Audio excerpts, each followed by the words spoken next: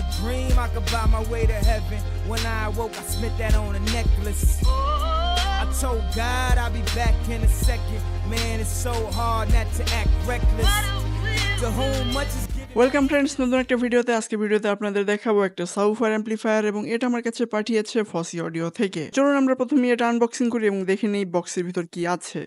এখানে দেখতে পাচ্ছেন একটা ইউজার ম্যানুয়াল দেওয়া আছে এবং উপরে অ্যাম্পলিফায়ারের মডেল নাম্বার দেওয়া আছে। এটা হলো ফসি অডিও M03। এরপরে আমরা পেয়ে যাই একটা এসি কর্ড, দেন আছে আমাদের পাওয়ার অ্যাডাপ্টার, এবং এটা হলো 32 ভোল্ট 5 অ্যাম্পিয়ারের একটা অ্যাডাপ্টার, মানে 160 ওয়াট। বাট এখানে আমরা চাইলে কিন্তু একদম 48 ভোল্ট পর্যন্ত দিতে পারি। এবং এই হলো আমাদের মেইন অ্যাম্পলিফায়ার, দেখতে পাচ্ছেন ফুল অ্যালুমিনিয়াম সিল্ড বডি, এবং সামনের দিকে এখানে ফসি অডিও ব্র্যান্ডিং দেওয়া আছে।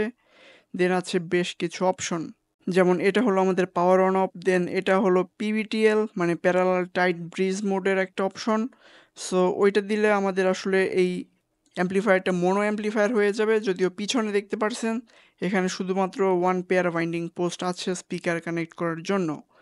সো এটা আমরা চাইলে সাধারণ মোনো অ্যাম্পলিফায়ার হিসেবে ব্যবহার করতে পারি, এবং যদি এটা আমরা নিচের সাব অপশনে দিয়ে দিই সেক্ষেত্রে এটা সাবউফার অ্যাম্পলিফায়ার হয়ে যাবে, মানে ভিতরে লো পাস ফিল্টার যে সার্কিটটা আছে সেটা ইনেবল হয়ে যাবে। এবং এদিকে নর্মালি ভলিউম কন্ট্রোল এবং সাবউফারের ফ্রিকোয়েন্সি কন্ট্রোলার দেওয়া আছে।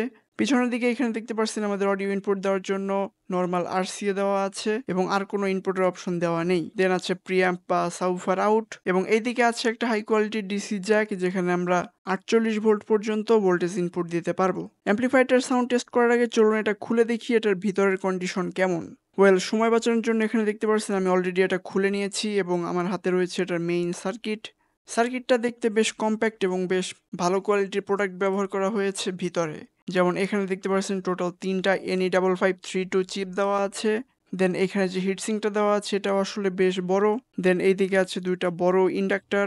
চলুন এবার আমরা হিটসিং খুলে এটার আইসিটা একবার দেখে নেই।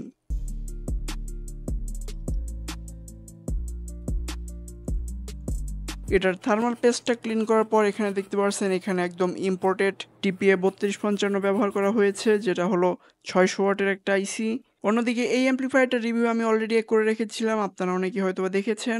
সো চলুন আপনাদের কানেকশনটা একবার দেখিয়ে দিই এই দুইটা অ্যাম্পলিফায়ার কিভাবে একসাথে ব্যবহার করবেন। আমাদের এই অ্যাম্পলিফায়ারটা দিয়ে স্টেরিও চলবে এবং এই অ্যাম্পলিফায়ারটা দিয়ে সাবউফার বা বেস চলবে। তো এটার জন্য আমাদের সিম্পলি দরকার হবে এরকম একটা RCA কেবল, এবং এখানে দেখতে পাচ্ছেন প্রিঅ্যাম্প আউটের একটা অপশন আছে, এবং এই অপশন থেকে আউটপুট নিয়ে আমাদের জাস্ট এই অ্যাম্পলিফায়ারটা ইনপুট দিয়ে দিতে হবে। সেক্ষেত্রে এই দুইটা অ্যাম্পলিফায়ার একসাথে কানেক্ট হয়ে যাবে এবং আমরা কমপ্লিট একটা 2.1 সেটআপ তৈরি করতে পারবো। যদিও এটা খুবই সহজ এবং বেসিক অপশন দুইটা অ্যাম্পলিফায়ার কানেক্ট করার, বাট এইভাবে আমি আসলে কানেক্ট করব না। যেহেতু এই অ্যাম্পলিফায়ার আমি কম্পিউটারের সাথে ইউজ করব, সেক্ষেত্রে আমার আসলে এক্সট্রা কোনো ব্লুটুথ বা USB এরকম ধরনের কোনো ফাংশন ইউজ না করলেও চলবে। এক্ষেত্রে আমি আসলে দুইটা RCA কেবল ইউজ করব, একটা হলো স্টেরিওর জন্য এবং আরেকটা হলো আমাদের সাবউফার অ্যাম্পলিফায়ারের জন্য।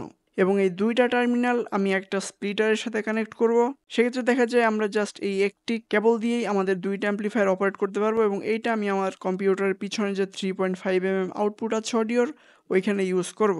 এবং এইটার কারণে দেখা যায় আমরা স্টেরিও একদম সেপারেটভাবে কন্ট্রোল করতে পারবো এবং সাবউফারের সেকশন আমরা একদম সেপারেটভাবে কন্ট্রোল করতে পারবো। সো চলুন এবার আমরা সাউন্ড টেস্ট করি। এবং এখানে দেখতে পাচ্ছেন আমার কাছে একটা সাবউফার আছে এবং টেবিলের দুই সাইডে দুইটা স্টেরিও সেটআপ আছে, এবং এই হলো আমাদের দুইটা অ্যাম্পলিফায়ার, একটা হলো সাবউফারের এবং আরেকটা হলো স্টেরিও। সো চলুন প্রথমে আমরা স্টেরিওটা প্লে করি, তারপরে আমরা সাবউফারটা দেখব।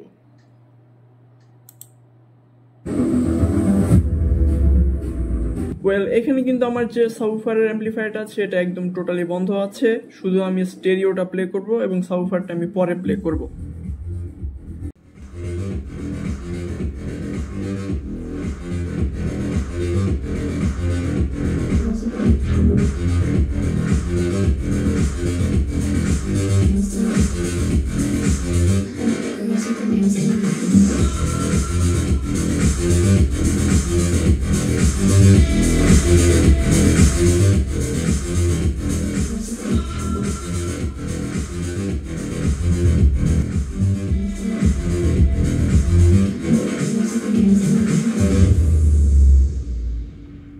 সো এই হলো আমাদের স্টেরিও অ্যাম্পলিফায়ারটা গেল, এবং এবার আমি আমার যে সাবউফার অ্যাম্পলিফায়ারটা আছে এটা অন করব।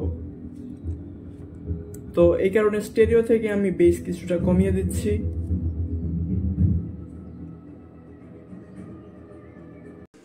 এবার আমরা সাবউফার অ্যাম্প্লিফায়ারটার বেসটা অন করব।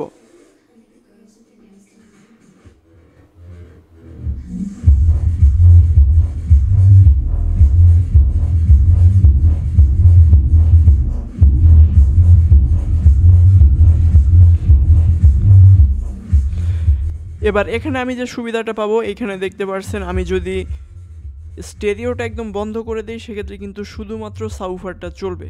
এমন এখানে দেখতে পাচ্ছেন শুধুমাত্র সাব চলতেছে, এবং আমি যদি চাই সেক্ষেত্রে কিন্তু আমি স্টেরিও ভলিউমটা সামান্য একটু বাড়িয়ে দিতে পারি।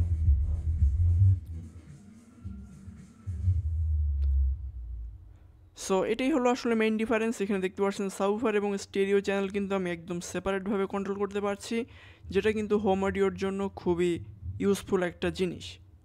যারা বাসায় একদম পারফেক্ট একটা 2.1 সেটআপ তৈরি করতে চান, এরকম সেপারেট বেস এবং সেপারেট আপনার স্টেরিও থাকবে, সেক্ষেত্রে আপনারা এরকমভাবে দুইটা অ্যাম্প্লিফায়ার কম্বাইন করে ইউজ করতে পারেন। যদিও এই দুইটা অ্যাম্প্লিফায়ারের প্রাইস অনেক বেশি, কিন্তু যদি কেউ কিনতে চান তাহলে এই দুইটা অ্যাম্প্লিফায়ার কেনার লিঙ্ক কমেন্ট বক্স এবং ডেসক্রিপশন বক্সে পেয়ে যাবেন। সো আজকে ভিডিওটা এই পর্যন্তই, দেখা হবে নেক্সট কোনো ভিডিওতে। Till then take care.